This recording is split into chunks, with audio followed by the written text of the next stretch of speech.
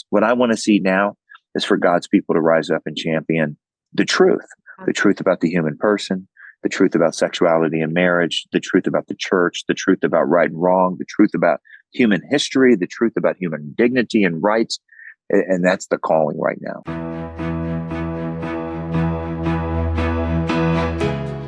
That's the voice of John Stonestreet, president of the Colson Center and host of the Breakpoint podcast. And his words hit at the heart of the cultural moment we are all experiencing right now. In today's exclusive interview, he joins us to unpack Truth Rising, a powerful new documentary from the Colson Center and Focus on the Family. As violence and hostility toward faith escalate, this conversation calls us as Christians to clarity, courage, and hope in the fight for truth. From the Family Foundation, I'm your host, Candy Cushman. Well, welcome to Speak Up Virginia, everyone. So glad to have you with us. And I am super excited about today's episode because, as you can see, we have a wonderful guest with us, John Stonestreet, president of the Colson Center. And also you will hear him, if you're like me, on Breakpoint podcast, on radio and the online formats on a weekly basis. So thank you for joining us, John. We're so glad you could spend some time with us today. It's an honor. Thanks so much for having me on. Well, the reason we have this special treat having John with us here today is because, John, you are the host of this new documentary that has come out called Truth Rising. This is a joint project with Focus on the Family and the Colson Center. And would you just, to get us going here, just tell us what is kind of the boilerplate crux of this documentary? What can people expect to see when they watch this? And what is the kind of impact that you're looking for out of this? Yeah, I mean, it's really a journey through three things that we think are critical for Christians to understand if we're going to live faithfully to God in this moment. The first is that we live in a serious cultural moment. And in other words, we think about kind of the rise and fall of civilizations as things that, happen in history in the past, but that's the story of all civilizations, right? They don't go on forever. There are rules. If they violate those rules, they can become really vulnerable. And a lot of us sense that the wheels have come off in many ways. A lot of us sense that, things that were unthinkable yesterday are unquestionable today. And we disagree at such a fundamental level. I mean, think about, just something like abortion. One side calls it women's health care, and the other side calls it the killing of innocent children. How can the same thing be called health care and killing at the same time, right? And we could say the same thing with something like transgender quote unquote medicine on that. But that's just one example. I mean, listen, when you untether from truth and untether from God, you lose some of the distinctives of Western culture, like human dignity, human value, and so on. So that's the first thing is a way of understanding the civilizational moment, to use the word that Os Guinness uses in the film. Oz plays a prominent role as kind of a tour guide during the first part of the film. He's kind of the Gandalf, I think, of our generation, helping us understand this moment. The second thing we wanted to bring to the table with the film is a sense that listen, this civilizational moment is our calling by God. In other words, we're not here by accident. We're not here by the kind of blind, mindless forces of history. But if we're in this time, in this place, and this time in this place is such a critical moment in the history of the Western world, we have to ask, why has God put us here? A lot of us think about calling as being, to a ministry or to a job or maybe to an act of kindness, and all that stuff is true. But we are called to a time and place. And so we wanted to really take this journey from what's happening at the civilizational level to what that means to us. As my mentor, Chuck Colson, would have asked, how now shall we live, essentially, in light of that. And then the third thing is to really put some flesh on what exactly faithfulness will look like in this critical moment. And we wanted to do that with story. So the film culminates with the story of 5 individuals who have found themselves in conflict in this cultural, civilizational moment and had to make a decision. And I think they exemplify a decision that every Christian has to make in this time and place. George Orwell famously said, or at least it's said that he said, that in a time of deceit, telling the truth is a revolutionary act. In that sense, we live in a time where to be faithful to Christ will mean that we're going to have to tell the truth. That means we're going to have to know the truth. It means we're going to have to live the truth. It means we're going to probably pay a cost to some level for telling the truth, but that there's no way around it. Truth and courage defines Christian faithfulness in this civilizational moment. So really, it's a journey. What's happening in this cultural moment? Why are we here in this civilizational moment? And what does it mean to live with truth and courage in this civilizational moment? Well, it really is a beautiful film. I encourage everyone to check it out. And it really does take you on a journey. You're traveling with Oz Guinness to these different countries and then into people's homes. And I really have to say, I didn't realize the personal story of Oz Guinness or fully appreciate it until I watched this, and just also the way you opened yourself up to the audience.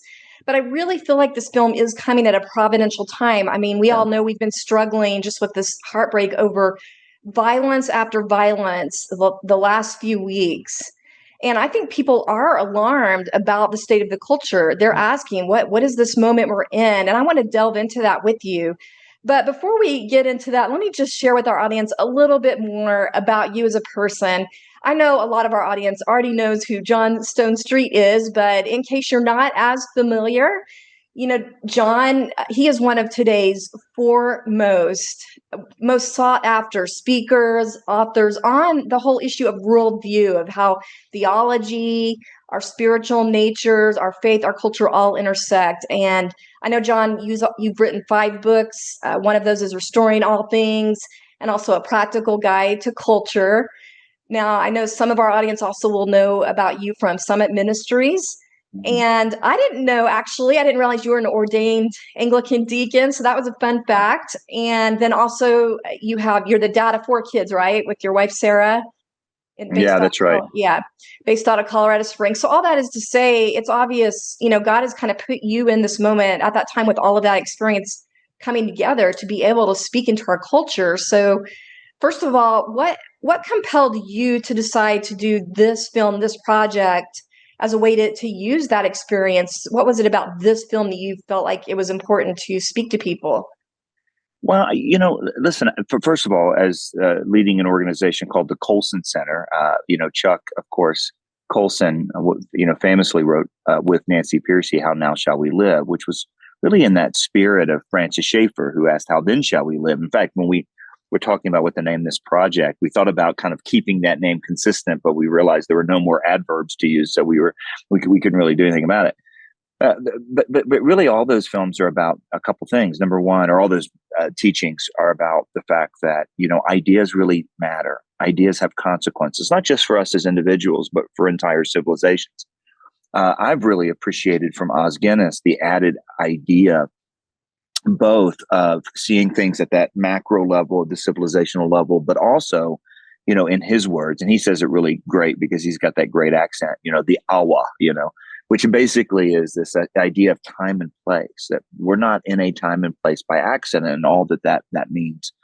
But also, I felt like there's so much going on. And I think over the last couple of weeks, the assassination of Charlie Kirk has left an awful lot of people just reeling, in terms of, we knew we disagreed, but when you disagree to that level and then you see reactions from both sides, some of which were just despicable, and then you think, well, man, how can we move forward when there's such a fundamental disagreement about reality, not just about right and wrong, but reality itself? How do we actually do that? And how do we have a future? And then, we tend to think about civilizations as, in history books or museums, things of the past, and realize, look, we're in a civilization. It's been the most dominant, prominent civilization in the history of the world, but it certainly has its cracks. And so many of the things that were predicted by Francis Schaeffer, by Chuck Colson, by Del Tackett and the Truth Project and others have come true. And now we're in this moment where it does feel like, is there hope? And of course, the Christian has to realize that the answer is, really twofold. Yes, there's hope, because bigger than the chaos of our moment is the truth of the biblical story centered on Christ Jesus. And so, as Chuck Colson used to say, despair is a sin. But understanding is necessary, right? If we're going to be people of hope, we got to know what's going on. We certainly got to know the faith, and then also just that, again, to fulfill this calling that we have. And Yeah. the church has caught a lot of flack for not being in the game sometimes. And Yeah. and look, the church is God's plan A. There's not a plan B. So if the church is going to be the church in this civilizational moment, then that means we have to have a level of understanding and really embrace that idea of calling. Well, let's just listen real quick to this clip from the film. Os Guinness sharing his definition of a civilizational moment and how people can react to that. The questions I've spent my lifetime wrestling with have never been more urgent than right now. I believe that we are at a civilizational moment. What do I mean by that? A civilizational moment is a period of crisis when a civilization, our civilization, completely loses touch with the inspiration that made it what it is. In other words, our foundational inspiration, our original dynamism is gone. We've lost it. It is at this point, like all the other civilizations that have come and gone before us, that we face three clear options. Renew the original inspiration, replace it, or decline. Well, John, we can hear him there saying that, the foundations are being ripped apart. People are feeling that. And basically, when a culture reaches that point, when a civilization reaches that point, people have three choices in their reaction. So they can choose renewal, where we can go back to our founding father roots, our religious freedom roots, or replace, which I would think maybe they replace with Marxism or even just flat out paganism, or a total decline. Now, I'll just point out, I think one thing people have been struggling with lately, the last several days, has been the reaction to Charlie Kirk's assassination. And, it seems like the veneer has been ripped off of what we thought was just a normal society, or we like to think. But there's what you would think would be normal people, professionals, people you would assume were average Americans. I mean, just even in my own community, posting these horrible things celebrating a murder. And so when you see, okay, it's not just a few people, what is that telling us? Are we in total decline right now? Is there hope for renewal?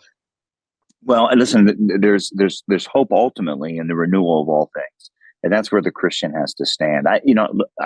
We didn't do this as a project necessarily to save the West. I think to kind of have that "you are here" moment, like what really can we know about this moment, is incredibly important. But ultimately, the message of the film is whether this is a Wilberforce moment or a Bonhoeffer moment, the option that we have to choose is the same. And I use that metaphor, that analogy, intentionally, because both men, Wilberforce and Bonhoeffer, found their culture at the edge of the abyss. It was at the verge of collapse. Wilberforce worked and worked and worked in a variety of different areas, with really applied understandings of what was true and good, human dignity, the human responsibility to celebrate work, punish evildoers, free the slaves, so on, understand human value differently. And God chose to use his work, along with the work that he catalyzed with the Clapham Group and others, to restore British society.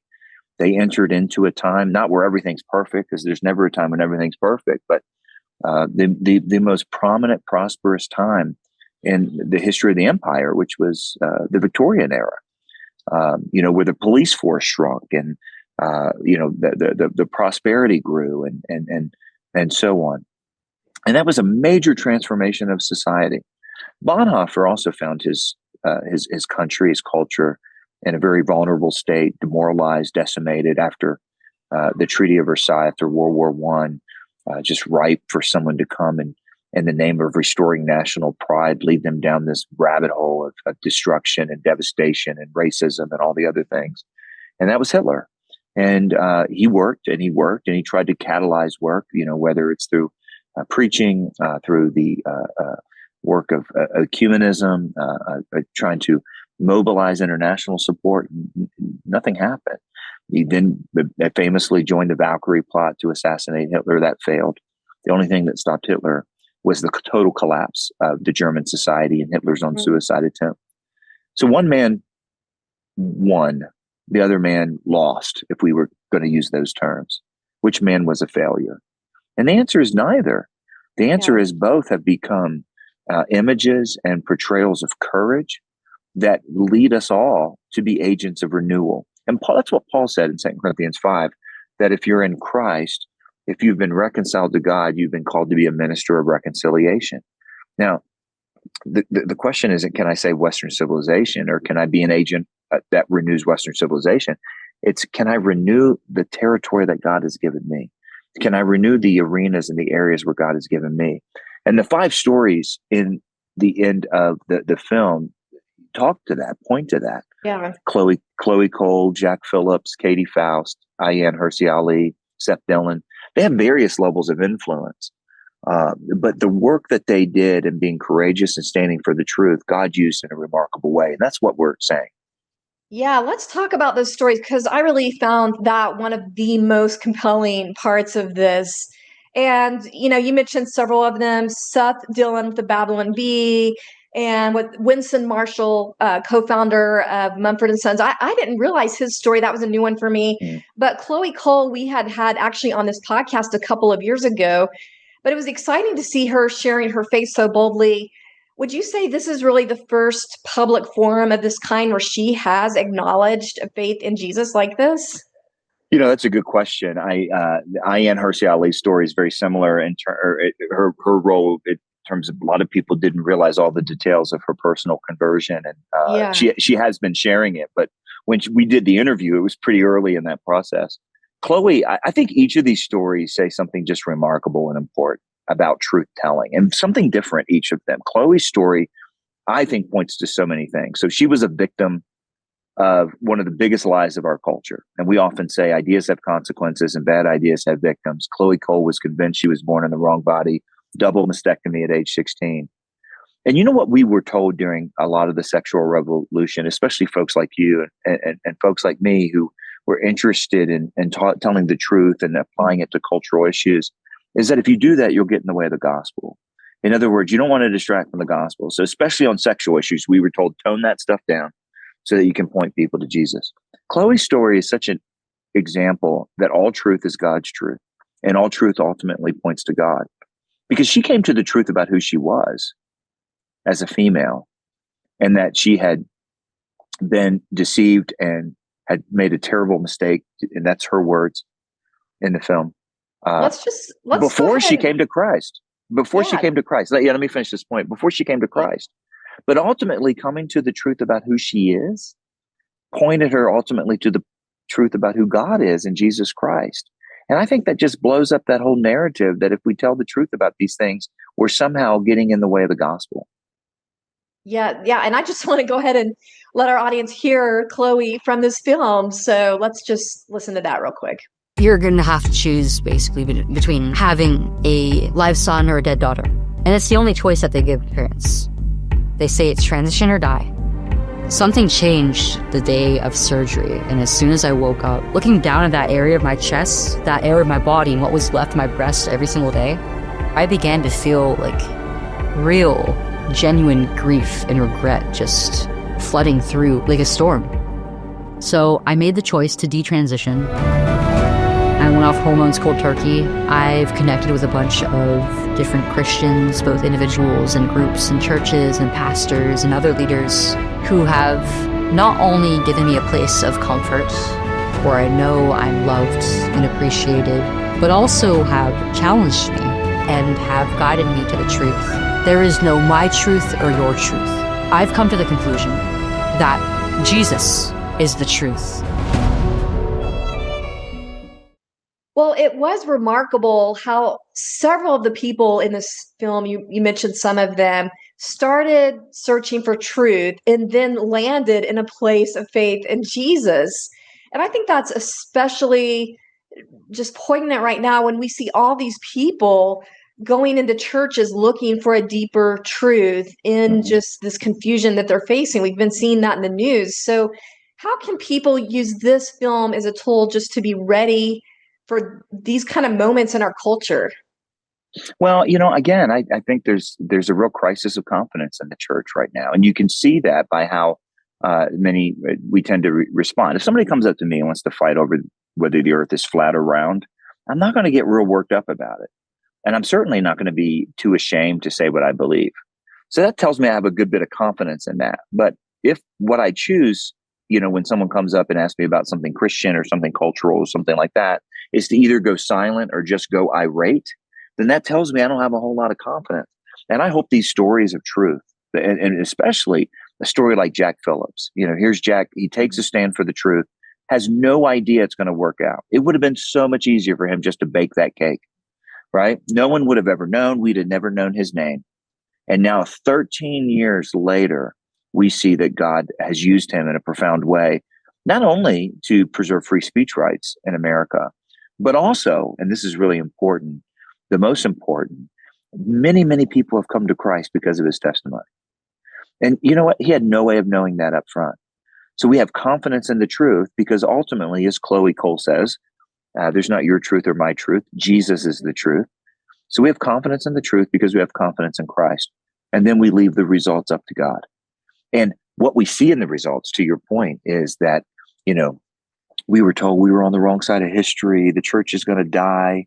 Some of the same voices that back in the 90s were telling us that God's a delusion and religion poisons everything are now coming back and saying, wait, we need Christianity because Christianity actually was a good thing, not a bad thing. And Christianity is necessary for the world. And basically what they saw is how much worse the woke is, than Christianity. And but that should give us an incredible amount of confidence in the truth. The truth doesn't rest on our ability to defend it. We step forward, we say what's true, we point to God, we leave the results to him. Well, I think one of the most compelling and just comforting in a way, the truth rising up for itself was, and also I would say entertaining, was the story of Seth Dillon with the Babylon Bee. And I do just want to let people hear some of that story. So let me just play that clip real quick. USA Today published a headline about how Rachel Levine had been named their pick for Woman of the Year. But we look at that headline and it seems like comedy itself. You've got a man here who's dressed as a woman,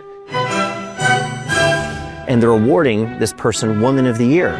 Like, that's insane. And then one of our writers pitched the idea that we just name Rachel Levine our pick for Man of the Year. We knew that there was the possibility of a penalty if we told the joke. We also knew that it was a joke worth telling, and that the ones that they don't want you to tell are the ones that you need to be telling. Next thing you know, Twitter sent us a notification saying that we violated their hateful conduct policy. We were locked out of our account, and we needed to delete that joke in order to restore access to our account. No, I'm not going to be strong-armed like that. And I put out a statement saying that we weren't going to delete it. This is going to cost us something personally. Somebody has to be willing to take a stand.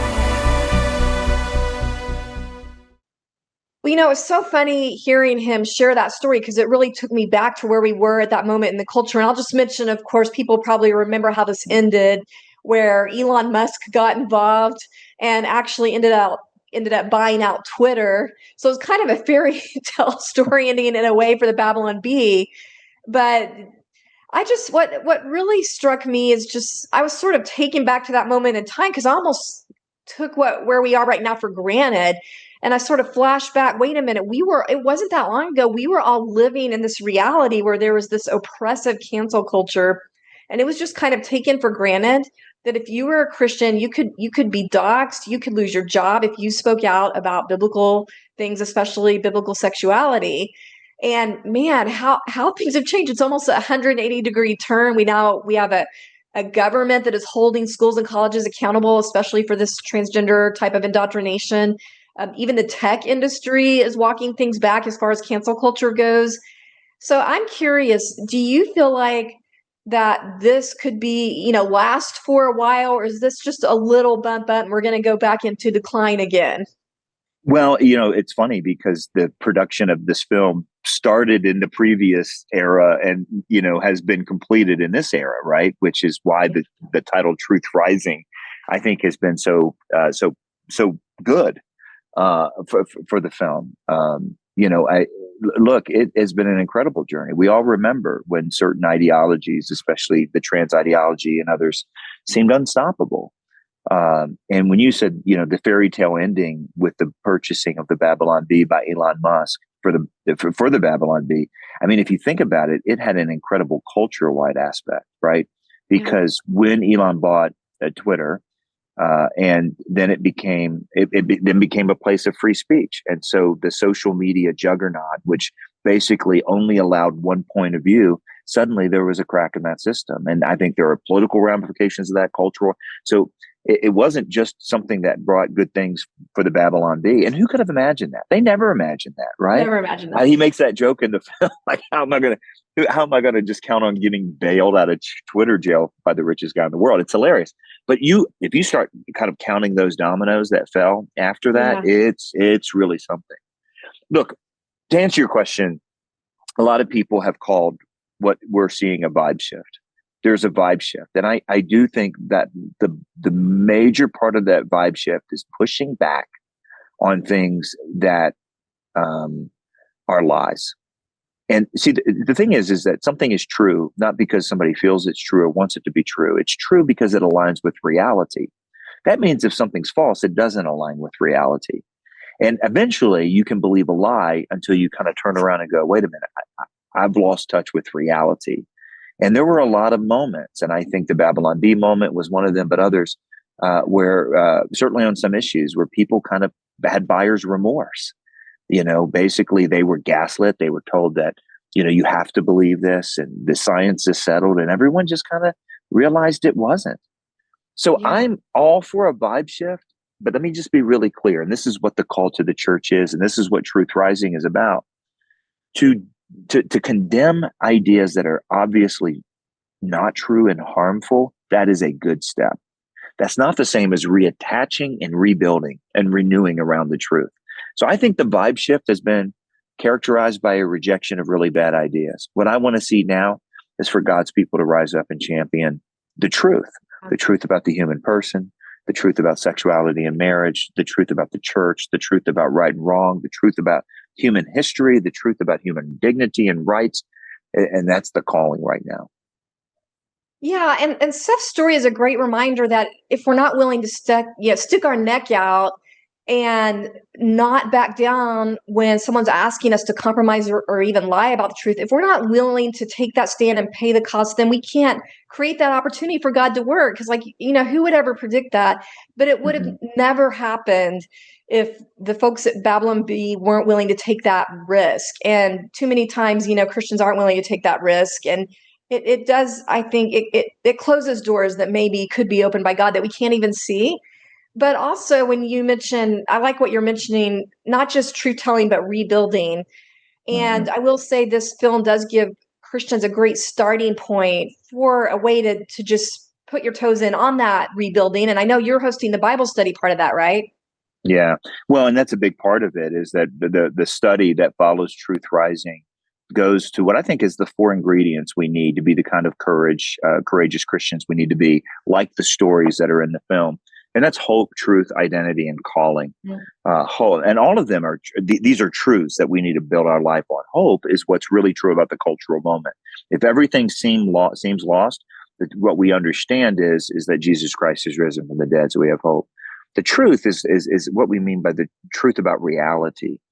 Christians sometimes think about Christianity as being a set of truths, and it is, but it is also the truth about everything. Right? We live in a created universe, not an evolved universe, and so on. Identity is what's true about the human person. I mean, all the issues that come up in the film are identity issues. And then calling. And I think we think about calling sometimes esoterically. I think we think about calling sometimes as being disconnected from time and place. And so we can look at Seth Dillon and we're like, well, I'm no Seth Dillon, right? I don't have this big multimedia, multi-million-dollar media company but then you look at Jack Phillips and you're like, that dude was just baking in a really small corner of a shopping mall or a strip mall in a suburb of Denver. Or you look at Chloe and you're like, she was just a teenage girl who was just deceived, right? And it's so easy for us to say, here's all the ways that I can't change the world. But no one's asking you to do all the things you can't do. The question is, are you doing the things you can do? right? Yeah. Are you celebrating the good you can? Are you protecting the vulnerable that you can? Are you fighting the evil that you can? And that's when you have.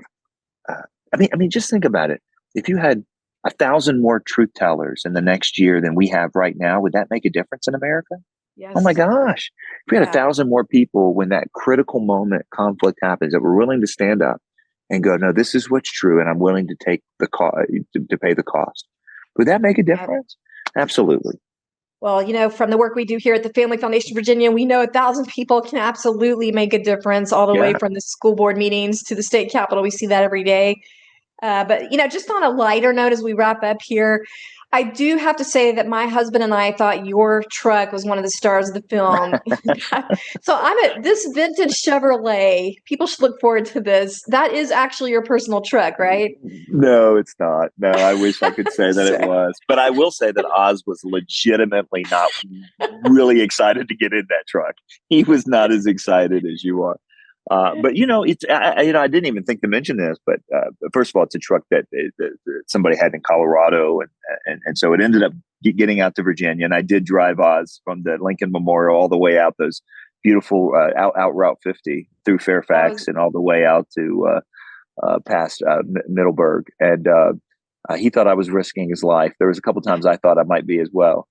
But I grew up there. So the thing that we didn't introduce is I grew up outside of Winchester in a little town called Berryville, and in the study featured there is the church and the Christian school gym where I attended, and I'm teaching there in that gym, and pull the truck outside of that, and so Virginia also makes a showing, but there's no question whatsoever. Everybody wants to know about the truck. That church that you and Oz were in, where was that at? That's outside of Stephen City. Yeah, it's that's not the church I attended, but it was about 10 minutes from where I did spend most of my life. In fact, I talk about this in the study that follows the film. As I walk in that gym, and there's some images there that are connected to that. But I spent more time in that gym than any other place. I mean, to this point of my life. I mean, it was 5-6 days a week from the time I was in kindergarten to the time I graduated. I was at that Shenandoah Valley Christian School right there in Stephen City, Virginia, right off 81.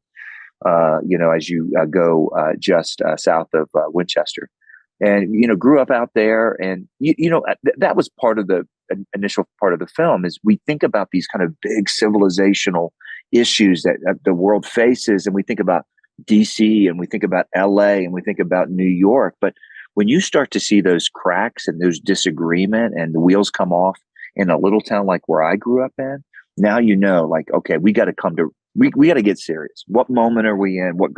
How does God want us to live? Yeah.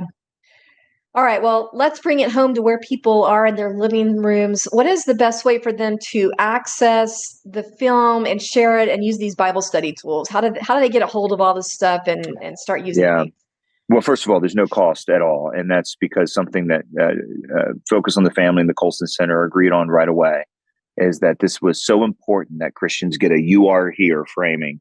And then, again, solid grounding in a Christian worldview so that we could be the salt and light that God's called us to be. It's at truthrising.com, truthrising.com. You can go there. You can sign up. You get free access to the film. You also get information on how to get free access to the videos, the 4 videos that are part of the study. And then the study guide is a facilitator's guide. If you're a pastor, you want to show this at church. We've had hundreds of churches across America do watch parties. And you can get the resources to do that there. There's a button there that says for pastors, and you can also find ways. But, share it widely. I mean, that's the whole point. We've gotten an incredible response from folks. It's interesting. I won't go into the details because it's still but there's a pastor who was faced with a choice whether to take a stand against a really bad situation in his state. And to do it as a pastor, to do it as a dad, to do it as a small business owner. And he called an early vision of the screening of the film, and it just pushed him over the edge to go all in. And, listen, he's a truth teller. He's also someone who tells the truth in love.